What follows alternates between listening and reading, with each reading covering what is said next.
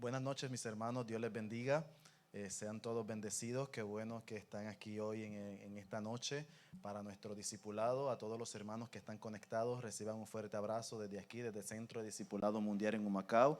Hoy continuamos estudiando las epístolas paulinas, continuamos con la epístola de Timoteo. Así que le voy a invitar que estemos puestos en pie. Vamos a hacer una oración para dar comienzo y darle gracias a Dios, amén, por este día y por este momento que vamos a estar compartiendo la palabra del Señor. Amado Dios y Padre Celestial, te alabamos, te glorificamos, te damos toda la gloria porque solamente es tuya. Gracias por la bendición que nos das de estar aquí, Señor, todos juntos, reunidos, compartiendo, Señor, de tu palabra, compartiendo de lo que tú vas a hablar a nuestras vidas, Señor amado. Te doy gracias por la vida de cada uno de mis hermanos que están aquí, los hermanos que están conectados. Te pido bendición abundante para cada uno de ellos, Señor. Así que te damos toda la gloria, toda la honra, porque solamente es tuya, Señor, en el nombre poderoso de Jesús. Amén, amén, amén. Así que, hermano, que te invito que busques tu Biblia, tu lápiz, tu libreta, para que hagas las anotaciones y escuchemos lo que Dios va a hablar a nuestras vidas en esta noche. Dios les bendiga, y para eso dejo a mi esposa, la pastora Suri Saday, con la plática de esta noche. Amén, amados hermanos, Dios les bendiga. Qué bueno estar nuevamente con ustedes. Vamos en la noche de hoy a culminar con la primera epístola de Pablo a Timoteo y luego pasamos entonces a la segunda epístola. Habíamos dicho la semana anterior que fuese leyendo todo lo que Pablo dejó dicho a Timoteo en esa segunda epístola, que analizara muy bien el tono, incluso las palabras que Pablo utilizaba en esta segunda epístola. Vamos nosotros hoy a ver cada uno de estos aspectos y de manera comparada a ver cada una de las cartas en su perspectiva. Bien. Como habíamos dialogado la semana anterior, vimos que Timoteo está siendo dirigido por Pablo a que tome ciertas acciones dentro de la iglesia de Éfeso, ya que habían ciertas conductas, algunas de estas conductas estaban afectando directamente lo que la gente sentía, pensaba y creía.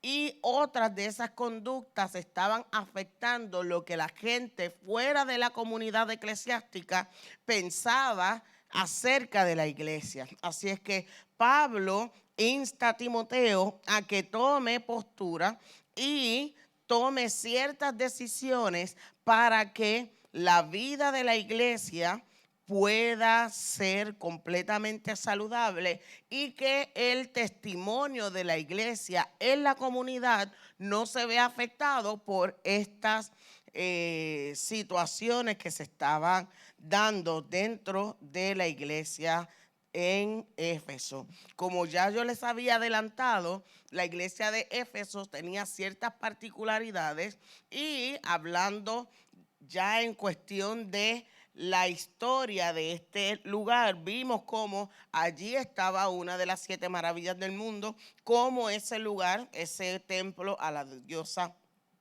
Diana o Artemisa, atraía a un gran grupo de personas todos los años y cómo también muchas de las actividades económicas y religiosas y de creencia y de vida giraban en torno a este lugar. También vimos cómo parte de lo que se hacía allí podía estar afectando directamente la iglesia y cómo Pablo tuvo que tomar ciertas decisiones de manera rigurosa, específicamente con la gente de Éfeso. Y esto, ¿verdad? Hablamos acerca del mandato hacia estas mujeres que estaban distorsionando la verdad y posiblemente algunas de ellas tomando algunas conductas que se relacionaban con lo que ocurría en el templo de Artemisa. Estos hombres que estaban comunicando y errando en la comunicación del evangelio y enseñando algunas cosas que no tenían nada que ver con la doctrina que Pablo había había enseñado. Así es que en el capítulo 1 nosotros vemos unas instrucciones y unos encargos que Pablo le da directamente a Timoteo. En el capítulo 2 y 3 vemos unas instrucciones prácticas para trabajar con la iglesia de los Efesios, ciertos encargos e instrucciones que eran directamente con el trabajo que se realizaba en la iglesia. Luego del capítulo 4 al capítulo 6, comenzando, nosotros vemos unas instrucciones que van dirigidas a la convivencia que podía o no afectar el testimonio de cómo la gente veía afuera el comportamiento de la iglesia. Y luego, al final, se le encarga a Timoteo y se le reitera su llamado. Recuerda que ha sido llamado para este trabajo, que el Señor te ha designado para que realices esta tarea, por lo cuarto, ¿verdad? Pablo entonces se dedica a afirmar a Timoteo para que él no tenga duda de cuál es su trabajo. Cada una de estas secciones, ¿verdad? Nosotros sabemos que las epístolas son un género literario y nosotros preguntaríamos por qué Pablo utiliza ciertas imágenes y figuras retóricas, utiliza también, dentro de ellos hay poemas que tal vez nosotros con la traducción no lo notemos mucho, pero al final de cada una de estas secciones, le hablé de 4 secciones, ¿verdad? De instrucciones, de encargos, de correcciones, pues cada una de estas secciones está unida a otra con un pequeño poema que Pablo, de su autoría, ¿verdad?, habla exaltando a Jesús. Así es que este uso de poesía, de rimas, de figuras retóricas tan hermosas, ¿verdad?, que utiliza Pablo al final de cada una de ellas, pues nos habla a nosotros que además de contener una enseñanza y una instrucción que va dirigida a formar, a moralizar, a dirigir, también hay belleza en lo que Pablo dice. Por lo tanto, esto se considera una obra literaria. Amén.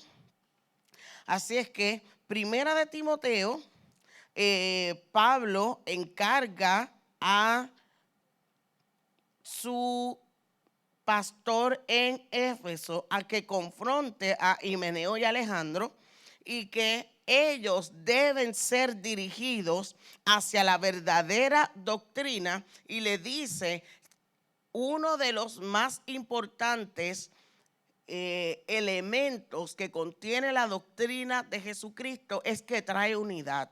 Si trae división, ya tenemos nosotros un ¿qué? Una bandera roja que nos dice que lo que se está predicando y enseñando no proviene de Dios. Y luego le dice que la ley no es para especular, la ley no es para discutir, la ley no es para entrar en discusiones, la ley no es para buscar de manera exhaustiva aquellas cosas que la Biblia no dice, ni interpretaciones vanas, sino que la Biblia, y ahí entra el primer poema en el capítulo 1, el verso 17, estos versos en el original donde se honra a Jesucristo, porque la ley va a apuntar hacia Cristo como el Cordero perfecto.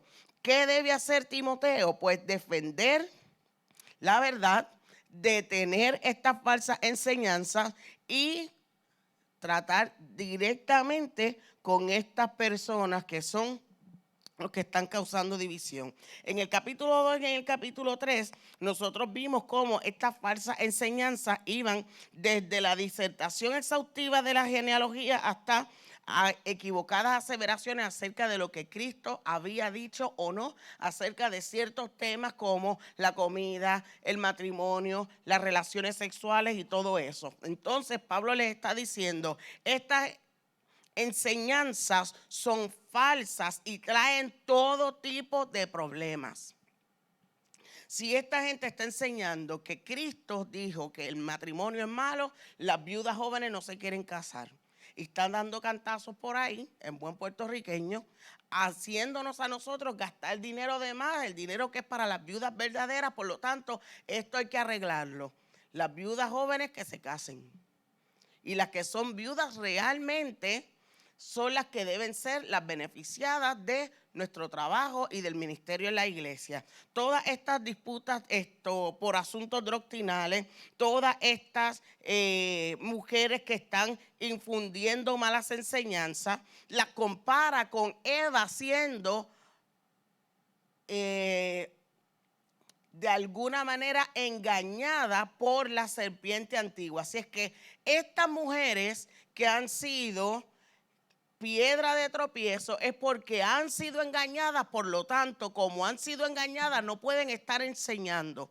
Necesitan ser verdaderamente discipuladas y deben estar bajo la tutela, el discipulado, la asistencia, la ayuda, la correcta doctrina de alguien que conozca la verdad.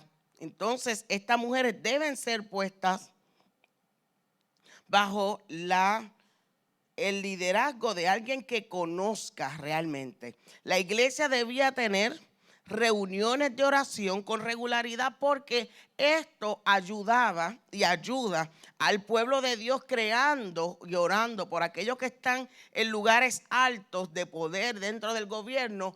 Crea una atmósfera para dos cosas. Primero, si nosotros oramos para que aquellos que estén en autoridad conozcan, escuchen y sigan la voz de Dios, hay un ambiente mucho más propicio para que el evangelio pueda ser comunicado. Amén.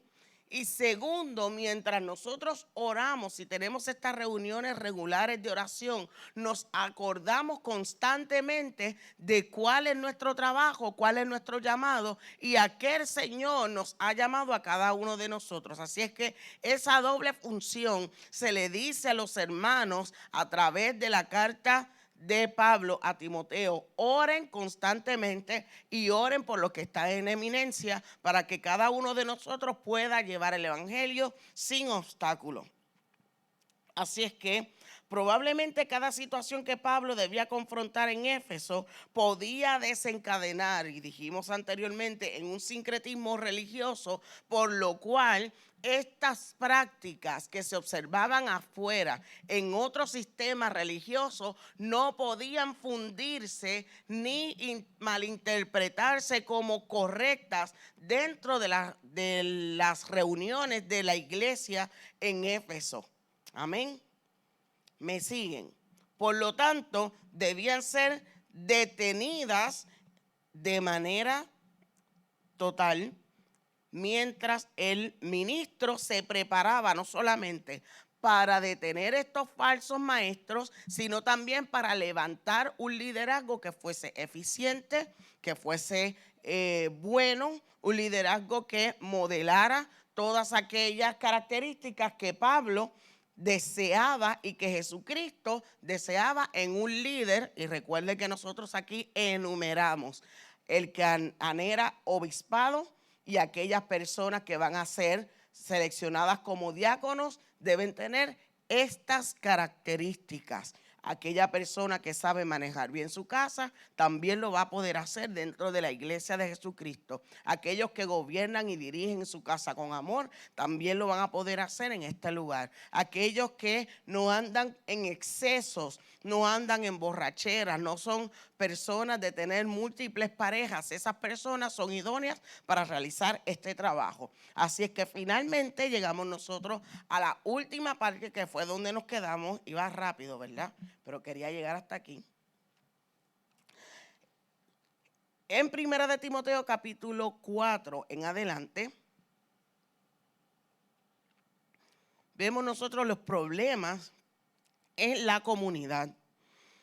¿Qué situaciones se estaba enfrentando? Ya vimos cómo Pablo dijo dentro de la congregación, dentro de la iglesia, dentro de las reuniones, debe hacerse esto, esto, esto y esto. Ahora, vamos con los hermanos que pertenecen a una comunidad, viven dentro de una ciudad y una ciudad que está observando continuamente esta gente que dicen ser seguidores de Cristo, pero no mantienen una conducta que pueda ser aplaudida ni alabada por la gente que está a nuestro alrededor. El testimonio en este momento es a donde Pablo va a dirigirse y vamos a ver qué él nos dice. Primero, dice que hay una falsa enseñanza en cuanto al alimento.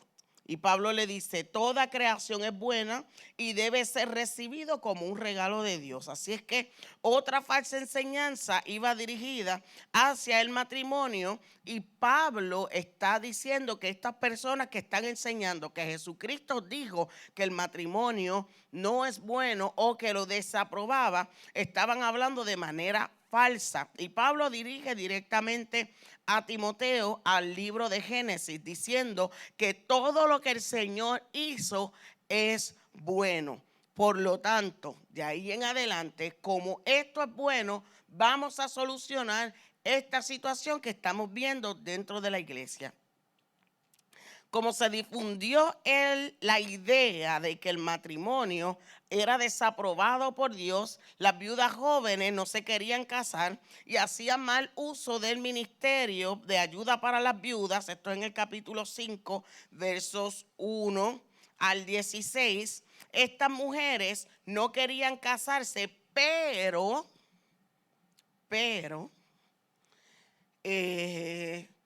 salían en las noches, visitaban de casa en casa, llevaban chismes, tenían uno que otro amiguito con el cual se acostaban de vez en cuando, lo llevaban a su casa, pero no tenían la responsabilidad de mantener un hogar porque no estaban casadas, porque Dios desaprueba el matrimonio. Pablo está diciendo, traen mal testimonio, no son viudas reales. Cada una de ellas, si son jóvenes, tiene gente que se encargue de ellas. Y si no tiene gente que se encargue de ellas, que se casen. Para que no estén dando cantazos por ahí, ni molestando, ni llevando y trayendo chismes, sin hacer nada todo el día, viendo novelas turcas, usted sabe, ¿verdad? Tengo esa frase pegada aquí, pero es que mis estudiantes me tienen en un... Después les cuento. El que no se casaran no significaba que ellas se mantenían célibes.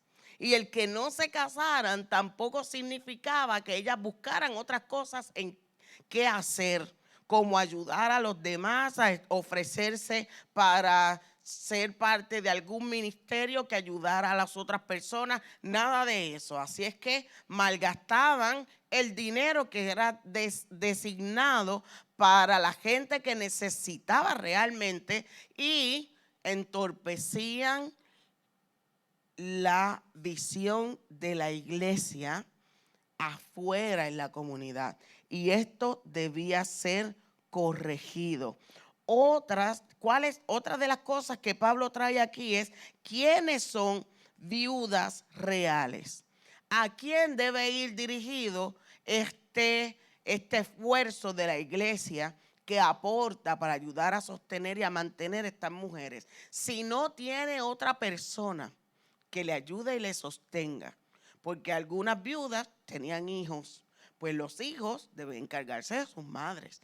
Algunas viudas tenían hermanos y posiblemente fueran dentro de la comunidad. Pablo dice en una de estas cartas, el que no provee ni se hace cargo de su familia es peor que un impío. Por lo tanto, Pablo está diciendo, si no ayudas y cooperas y provees para los de tu casa, es peor que un impío. En otra ocasión, Pablo dice, muy bien, toda esta gente que se está aprovechando del trabajo y la colaboración de la iglesia, el que no trabaje, que no coma.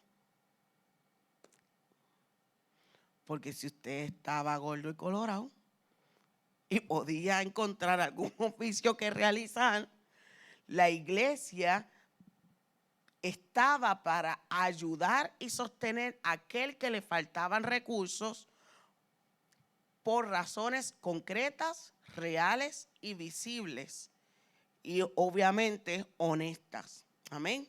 Así que le está diciendo a este líder joven, estas cosas hay que cernirlas. Vamos a cernir y a sacar la paja del grano. Esta gente hay que ayudarla, esta gente hay que asistirla, esta gente se puede mantener. Claro que la iglesia puede aportar, pero todo aquel que también pueda contribuir, que busque cómo trabajar, ayudar y asistir. Porque mientras eso pase, entonces la iglesia puede ser mucho más efectiva, ¿cierto? Muy bien. Asimismo, también había un grupo de hombres mayores. Esto está del capítulo 5, versos 17 al 25. Estos hombres mayores debían ser respetados por su edad, pero su conducta debía ser llamada a juicio. ¿Por qué?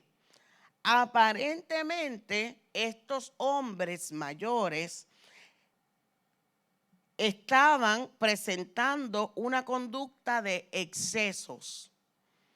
¿Qué tipo de excesos? Tal parece que se emborrachaban a la vista de todos en la ciudad. Y esto ocurría luego de que todos los pudiesen haber identificado como miembros activos o parte de la iglesia militante de Éfeso. Estas personas deben ser consideradas, recuerda, trátalas como que son mayores, como que son gente de canas. Muéstrales que respeto, pero también deben ser corregidas porque estas conductas no pueden ser exhibidas dentro de la iglesia de Éfeso. ¿Por qué?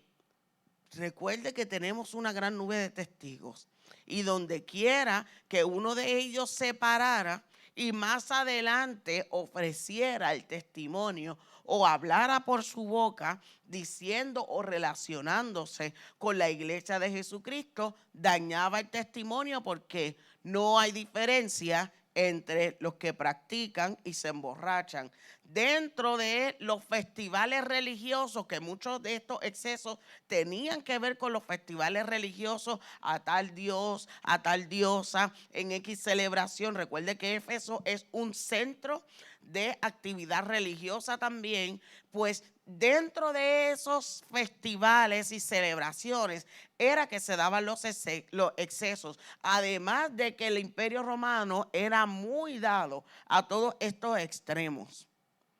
Por lo tanto, si un cristiano dice ser diferente, tiene que modelar y conducirse de manera diferente. Y Pablo aquí está atacando todos esos extremos, todos esos excesos que no debían ser exhibidos por un hijo de Dios. ¿Qué nos dice esto? Que la transformación de una cultura y del hogar, que es el centro de la cultura, debía ser llevada a cabo de manera estratégica por la iglesia, dando buen testimonio, modelando el buen ejemplo, ayudando y asistiendo de manera organizada, pero firme, ferviente, constante, aquella gente que sí lo merecía y aquella gente que sí estaba dentro de ese rango de personas que necesitaran verdaderamente la ayuda. Si hay una cosa, ¿verdad?, que en este tiempo también se le puede señalar a la iglesia y que nosotros no deberíamos adquirir mal testimonio por eso, es darle ayuda a aquel, déjeme ver cómo lo digo,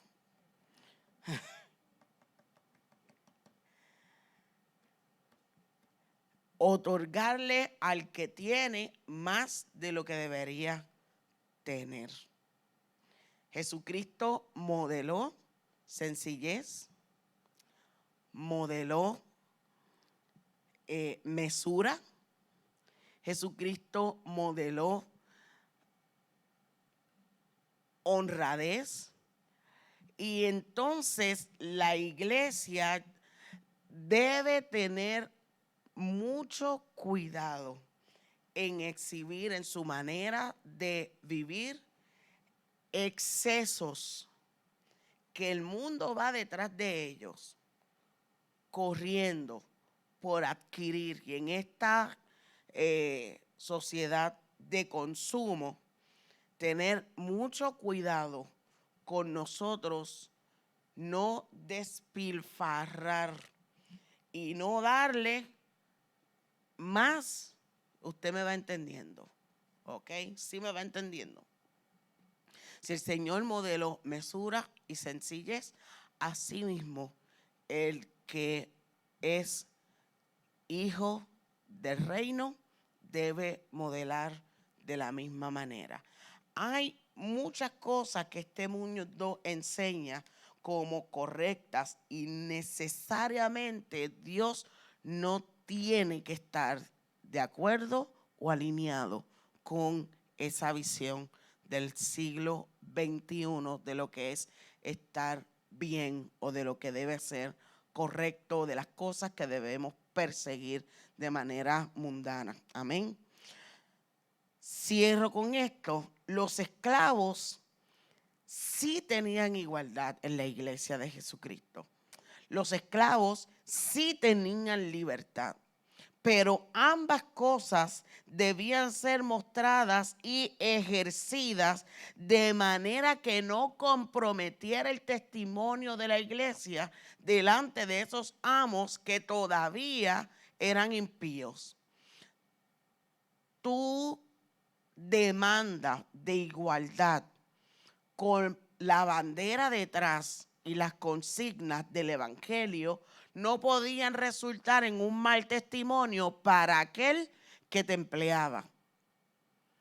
Porque yo soy libre y Cristo me hizo libre y yo tengo igualdad y yo soy igual que tú, pero ese hombre que los estaba empleando en ese momento no conocía las verdades del evangelio. Por lo tanto, con una actitud diferente, aquel que era esclavo dentro del sistema político y social y económico de Roma, debía saberse conducir delante de ese que era su amo para no entorpecer el evangelio y que finalmente esas personas que eran adineradas pudiesen ver un buen testimonio y llegaran a los pies de Jesucristo a través, y se pueden contar muchos en la historia, de esclavos que ganaron a sus amos para el evangelio.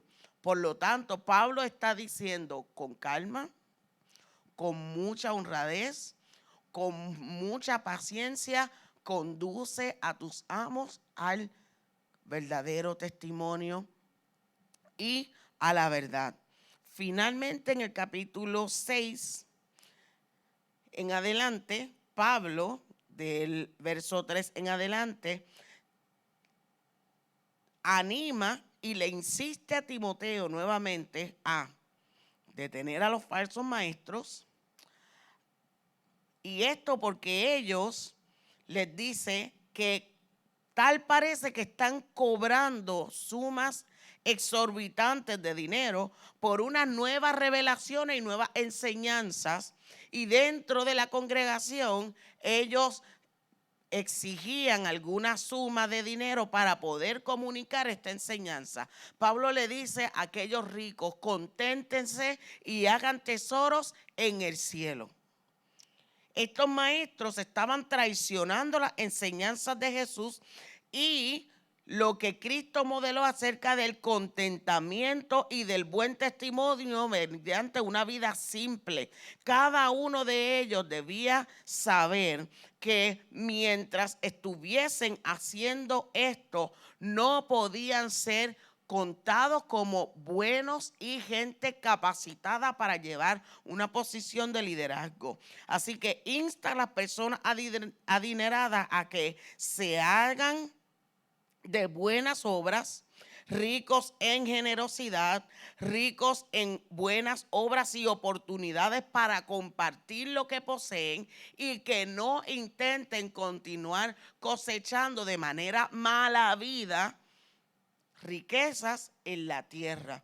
La iglesia de Jesucristo no es un lugar para negociar ni cobrar por la palabra. Y es lo que él está diciendo ahí. Anote eso, diga en cualquier lugar que eso lo dije yo. Y que la Biblia establece que la palabra del Señor es libre, gratuita, porque la recibimos por gracia. Amén.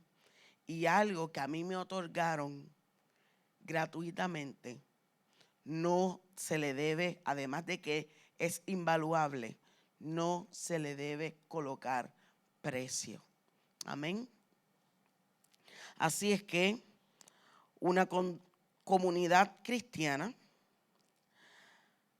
finalmente cree y moldeará a la comunidad que le rodea de acuerdo a cómo ella viva, cómo testifique, cómo enseñe, cómo se comporte dentro de su ciudad.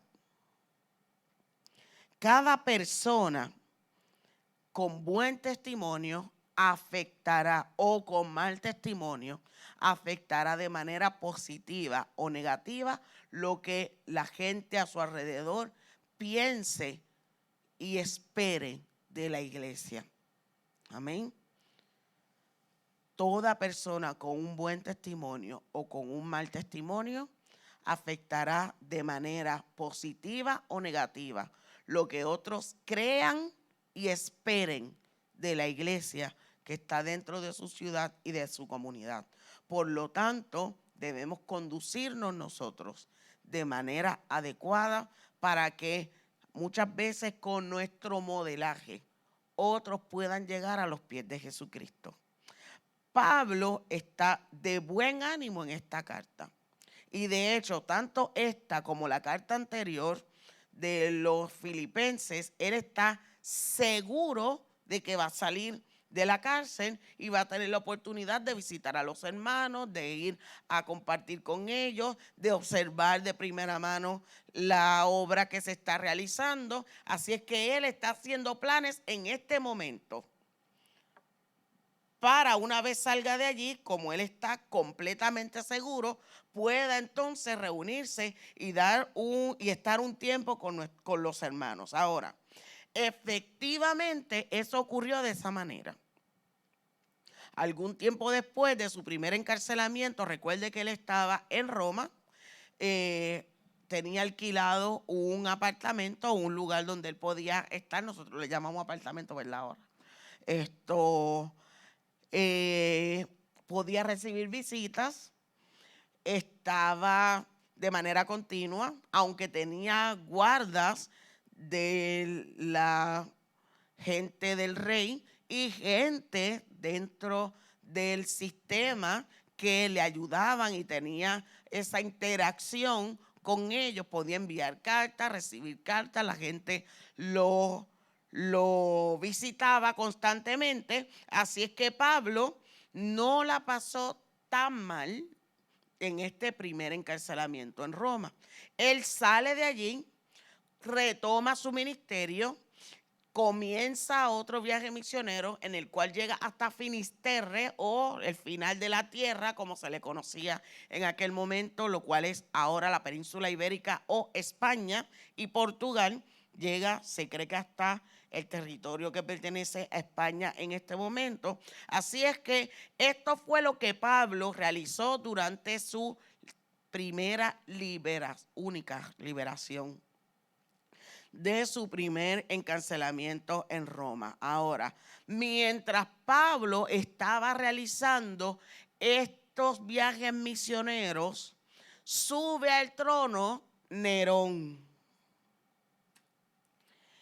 Y en el año 64, Nerón inicia una persecución como nunca antes había sido testigo la iglesia, y teniendo esto en cuenta, el evangelio comienza primero a expandirse de manera exponencial, la gente huyendo y donde quiera que huía un grupito de cristianos, ahí establecían el evangelio. Pero también se dio que después de esta persecución o conjunto con esta persecución, la matanza de manera atroz de la iglesia de Jesucristo comenzó desde que Nerón llega al trono. Nerón no es una persona que nosotros ignoremos dentro de la historia. Como yo les había dicho, el trono de Roma estuvo dirigido por mucho tiempo por gente que no tenía escrúpulos. Nerón se dice que fue él quien incendió toda la ciudad de Roma para culpar finalmente a los cristianos e iniciar esta persecución desastrosa. Y en medio de esta persecución fue que Pablo fue arrestado la segunda vez en Roma. Esta vez Pablo no tiene un lugar donde residir, sino que está encerrado en un calabozo sumamente frío. Las condiciones de su arresto son completamente diferentes. No recibe visitas, no puede. Nadie le redacta cartas. Solo algunos amigos pueden verlos arriesgando su vida o haciendo todo tipo de artimañas, ¿verdad? Buscando, pagando favores en algunas ocasiones para poder llegar a la casa, llegar al calabozo de Pablo. Carece de ropa adecuada. Pablo en esta carta le dice a Timoteo: envíame mi abrigo grueso, ¿verdad? Tengo mucho frío. Pablo está enfermo. Por eso es que todavía Lucas se mantiene y permanece con él. Es la única persona que se mantiene con él y está solo. Queda muy poca gente a su alrededor. Lucas se mantiene visitándolo, preocupado por su salud, obviamente. Y dentro de este marco es que él le escribe esta carta a Timoteo con un tono completamente diferente, con palabras que salen de su corazón, posiblemente la carta más personal que Pablo haya escrito. Antes él esperaba, como les dije anteriormente, salir, y él tenía la seguridad que iba a salir de su encarcelamiento. Ahora está esperando su muerte y le urge ver a Timoteo antes de él partir, porque él sabe que la muerte está cerca. Todas las razones que Pablo tenía para instarle a Timoteo, ¿verdad? Él las deja escritas en esta carta, que fue escrita más o menos entre el año 66 y 67. Todavía Timoteo es pastor en Éfeso y aparentemente no la estaba pasando muy bien. Pablo escribe esta carta por las siguientes razones. Primero, que quiere ver a Timoteo y le dice: ven urgentemente a verme, obviamente porque él sabe y siente que su final está cerca. Su petición es dirigida con afecto, pero su interés primordial es que la iglesia que él fundó pueda estar bien. Así es que continúa diciéndole a Timoteo: mira, esta gente, estas personas trabaja con esta situación, esto no debe quedarse así, busca gente que te ayude, que te colabore, porque los problemas de los cuales vimos en Primera de Timoteo continúan y persisten todavía en la iglesia, y tal parece que a Timoteo le ha causado más que dolores de cabeza, lágrimas. En el capítulo 1, verso 3 y 4, dice: doy gracias a Dios, el cual sirvo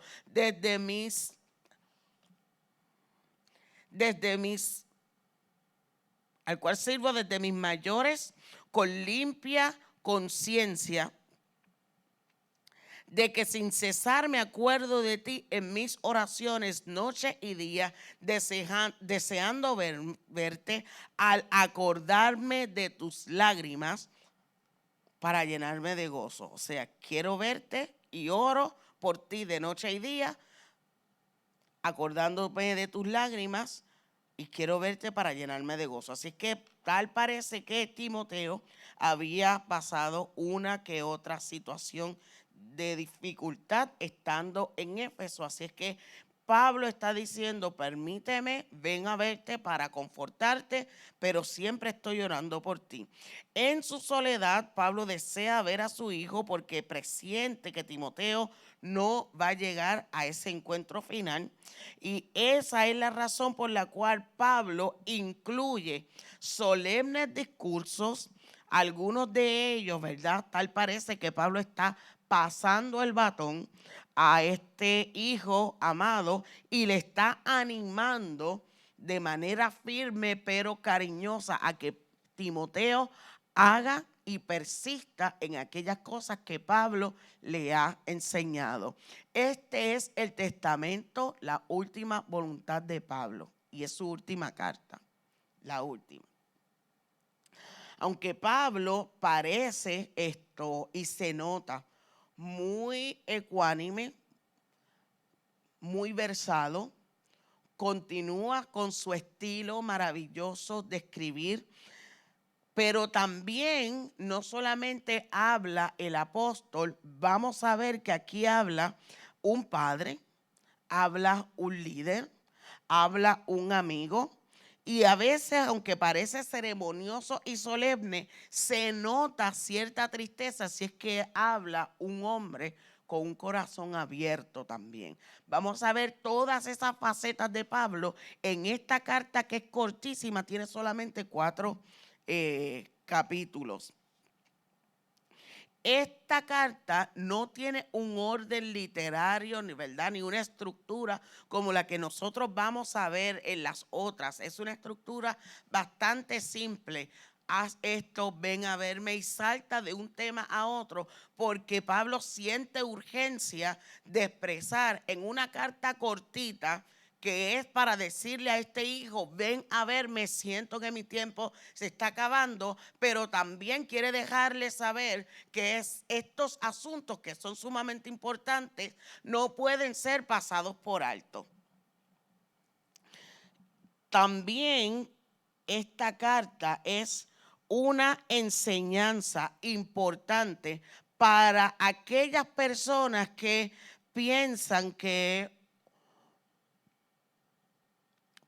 por la posición de liderazgo de importancia de algunos, exponer su corazón de manera abierta y transparente puede llegar a ser considerado como un indicio de debilidad, cuando Pablo aquí está demostrándonos completamente lo opuesto. Este hombre de Dios necesita gente que esté a su alrededor, necesita gente que en este momento difícil lo acompañe, necesita gente que en este momento de dificultad sea por él, que lo ayude, que lo anime, que lo vengan a ver, necesita compañía. Por lo tanto, es una enseñanza en ese aspecto. ¿Qué otra cosa nos enseña esta carta? Es un manual para los ministros jóvenes. Importante que el ministro joven sepa a través de esta carta que aquellos que nos lideran a nosotros tienen necesidad también, y segundo, que no son eternos. Mis padres crecieron y se formaron ministerialmente en un ministerio que se llamó Jóvenes Cristianos en Caguas. Y ese ministerio se llamaba así porque era una iglesia pura de jóvenes. Habían gente adulta, ancianos, pero la mayoría eran jóvenes. Ese pastor maravilloso que hasta el día de hoy tiene relación con nosotros, me presentó a mí en el altar. Yo creo que Ginestre, Jorge Enrique Ginestre, tendría 30 y pico de años. Cuidado, si no, que sus hijos son contemporáneos conmigo y con mi hermana. Ese hombre hacía de todo y trabajaba de manera incansable. Un pastor con un corazón de evangelista impresionante y con toda una batería de experiencias y de recursos, vivencias. Él solo es una enciclopedia y una universidad. Cuando este hombre pasa por momentos difíciles, fue muy, muy, muy complicado y muy duro para la congregación entender estos momentos difíciles y complicados de este líder, porque no se enseñaba. Había una película, ¿verdad?, que decía, los también lloran. Pues los pastores también lloran. Entonces, mientras más difícil sea para la congregación entender esto, más difícil se le va a hacer el acompañamiento, más difícil el abrazar, el compartir, el sostener, en ayudar a esas manos a que no se bajen, a mantenerlas en alto. Entonces, es muy, muy importante que tanto la congregación como los ministros jóvenes entiendan esto. Insta a los ministros jóvenes a que sean depósitos consagrados, fieles en la tarea encomendada y que modelen y pongan en ejercicio todas aquellas cosas que aprendieron de los líderes anteriores. También es un llamado a los líderes a cobrar conciencia sobre la importancia de preparar líderes capaces que una vez que ellos estén listos para sentarse, otro ocupe su lugar y de manera muy bien trabajada pueda realizar la tarea que ellos están realizando. Nosotros siempre decíamos, Señor, trae gente que lo pueda hacer tanto o mejor que yo. Y esto hablando, ¿verdad?, cuando trabajábamos dentro de la organización de jóvenes en la universidad, tratando de levantar gente, porque en la universidad uno está, ¿qué? 4, como mucho 5 años. Pero ese ministerio tan poderoso que se levantaba dentro de la universidad, iba de misiones, visitaba hospitales, salía a las calles, bautizaba, daba discipulado. Yo tenía 4 años para preparar a otro que cuando yo me fuese, lo hiciese mejor o igual que yo. Entonces, pensando en eso, la tarea del líder, de los líderes de confra, que era como le llamábamos a esa confraternidad universitaria, de manera rápida, preparando a otros. Y los iniciábamos y los poníamos a dar discipulado. Los iniciábamos y los lanzábamos a dirigir un viaje misionero. Los lanzábamos, yo creo que en mi segundo viaje misionero ya yo era la líder. Imagínese usted. Así es que de manera acelerada, eso es, avanza, viente, corre, ponte las botas y sigue por ahí. Pero la manera acelerada en como lo hacíamos, funcionaba. Porque estábamos conscientes todos de que yo estoy en la universidad, salvo uno que otro que había hecho una maestría del bachillerato, ¿verdad? Pero la mayoría estábamos ahí. Ya me entendió, ¿verdad? Y llevaba ahí cogiendo una clase, 2 clases, 3 clases, pero en general, el más que estaba 5 años. Así es que yo no me puedo detener y pensar que este ministerio o este liderato que nosotros tenemos aquí, me va a durar a mí. Había que avanzar y preparar gente. Y en ese mismo patín vivíamos, porque eso era una patineta, corriendo de aquí a allá. Pero funcionaba, mis hermanos, porque teníamos aquí en mente que lo que estábamos realizando no iba a ser ni perpetuo ni eterno. Y gloria a Dios por eso, porque muchos de nosotros hoy somos líderes, somos pastores, somos misioneros, son de todo. Eso fue, esos 4 años de entrenamiento intensivo fue una gran escuela para muchos de nosotros. Y la mayoría de nuestros amigos hoy están sirviéndole al Señor desde algún ministerio que impacta y trabaja en otros. Amén.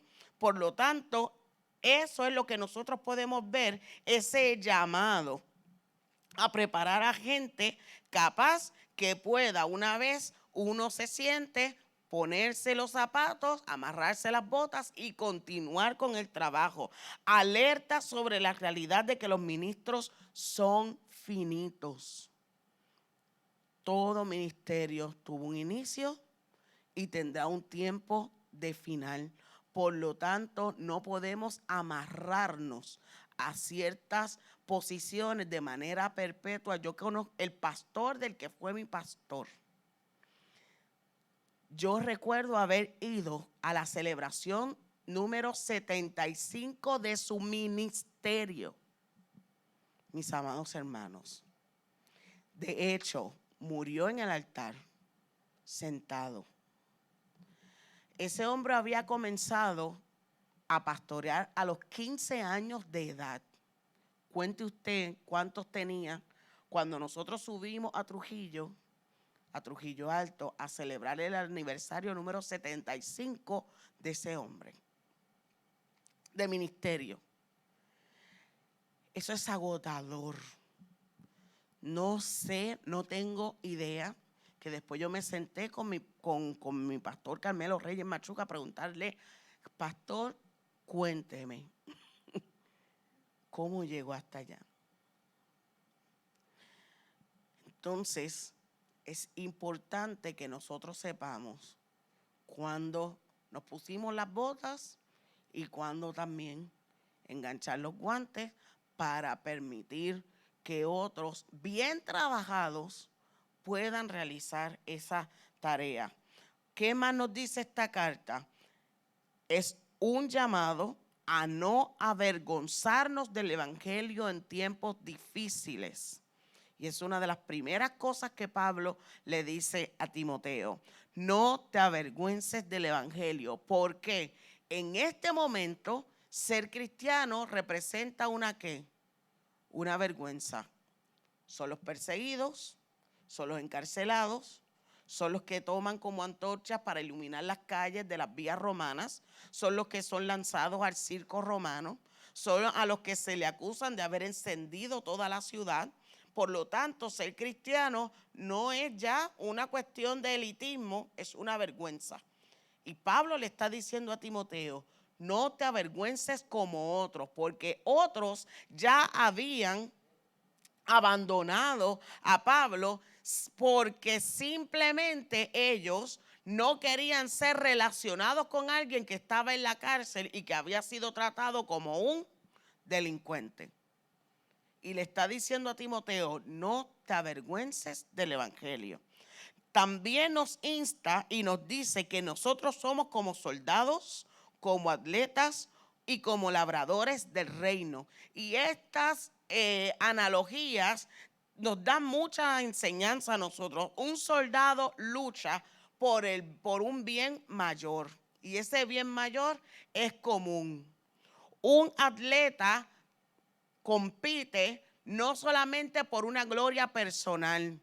Cuando Coulson corrió, nosotros decíamos, ganamos la medalla de bronce. ¿Y ganamos quiere? Pues todo. Porque esa medalla es de nosotros.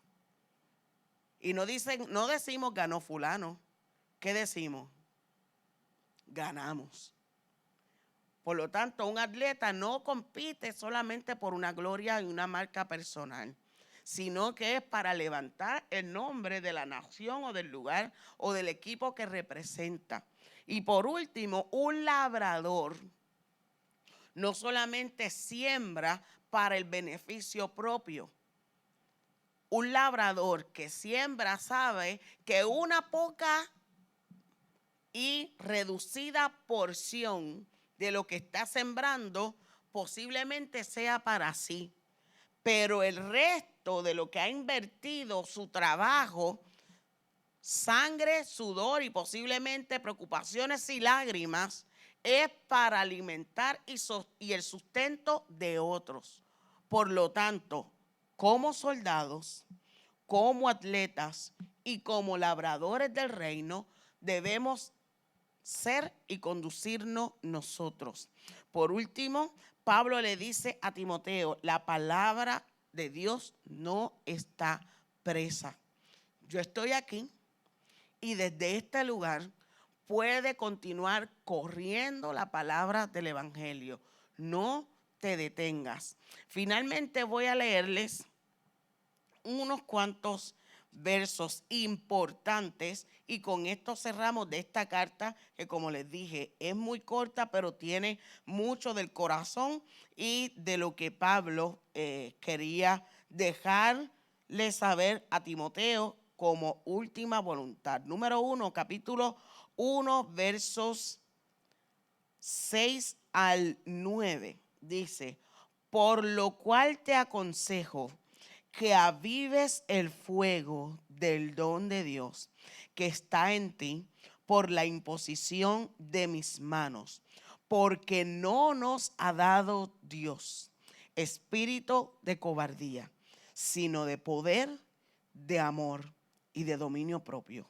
Por tanto, no te avergüences de dar testimonio de nuestro Señor, ni de mí, preso suyo, sino participa de las aflicciones por el evangelio según el poder de Dios, quien nos salvó y nos llamó con llamamiento santo, no conforme a nuestras obras, sino según el propósito suyo y la gracia que nos fue dada en Cristo Jesús antes de los tiempos de los siglos.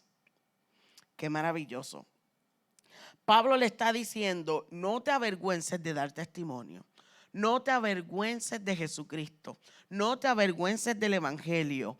Aviva el fuego del don de Dios que está dentro de ti, porque Dios no nos ha dado espíritu de cobardía, sino de poder, amor y de dominio propio. Nerón está en el trono. Y en ese contexto histórico, Pablo le está diciendo a Timoteo, no te avergüences, no sientas temor. Dios nos ha dado espíritu de poder, de amor y de dominio propio. Mantente firme, aún en medio de estas situaciones. Vamos al capítulo 2, del verso 1 al 6. Tú pues, hijo mío, esfuérzate en la gracia que es en Cristo Jesús, lo cual has oído de mí ante muchos testigos. Esto encarga a hombres fieles que sean idóneos para enseñar también a otros. Prepara gente que venga detrás de ti para realizar esta tarea. Lo que has oído de mí ante muchos testigos, tú pues sufre penalidades como buen soldado de Jesucristo. Ninguno que milita se enrede en los negocios de la vida a fin de agradar a aquel que lo llamó por soldado. Y también el que lucha como atleta no es coronado, sino lucha legítimamente.